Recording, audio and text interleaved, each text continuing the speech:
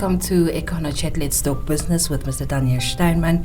A warm welcome to everyone tuned in right now. This is Elspeth Miani, your hostess, and of course Mr. Steinman himself. We are talking about interest rate again, as we have spoken about it last week.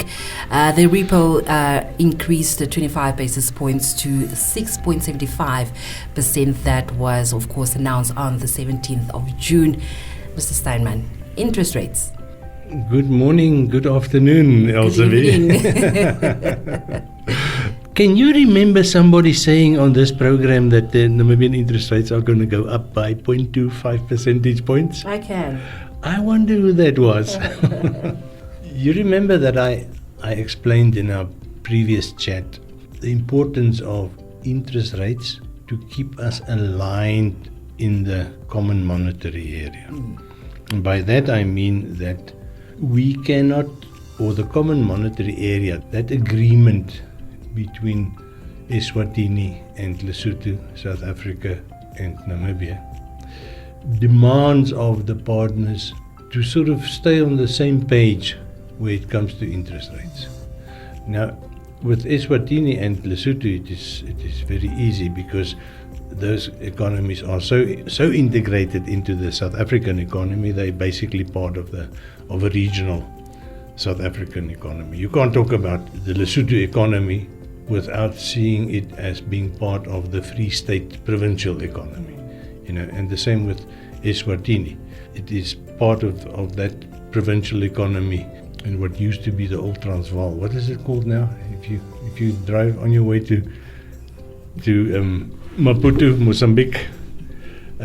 But in any case, they're so small. So we are also relatively small. I often say on this program, roughly 3% of the South African economy. Those two are less than 1%. So the two combined are not half of what the Namibian economy is. But be that as it may, the important point is that in terms of interest rates, they have to sort of be on the same page. Why is that?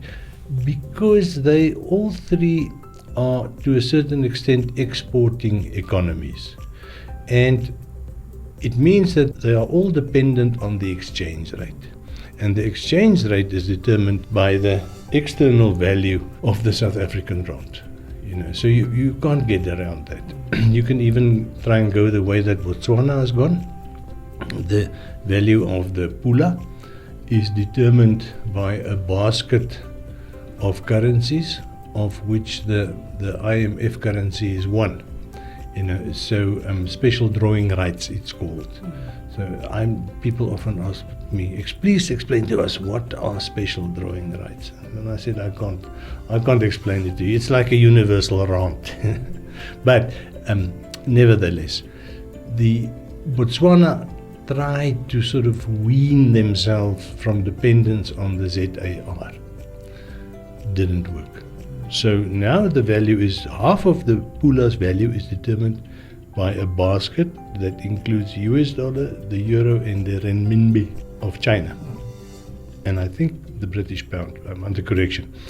But what's also included is the IMF special drawing rights. So it's 5 currencies. It's like an index currency. And guess what is the other half of the pula? Good old standard South African rand. So you will see that there's always this bigger differential between South Africa and Botswana. They are usually about 85%. The pula is about 10-12% stronger than the rand. But it's always like that. It's a constant.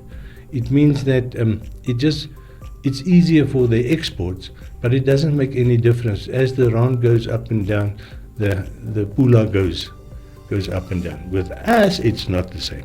With us, we are tied through an umbilical link.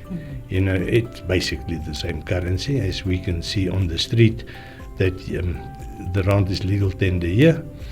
And have you ever experienced, when you go to one of these informal vendors, the confusion? Old South African notes, new South African notes, revived South African notes, old Namibian notes, new Namibian notes. It can get really confusing. The point is, the rand is freely interchangeable. And that means that all of the other currencies that are linked to the rand, including the pula, cannot diverge too far away, the external value, from what the exchange rate of the rand is. And on that one, let's go for a short break.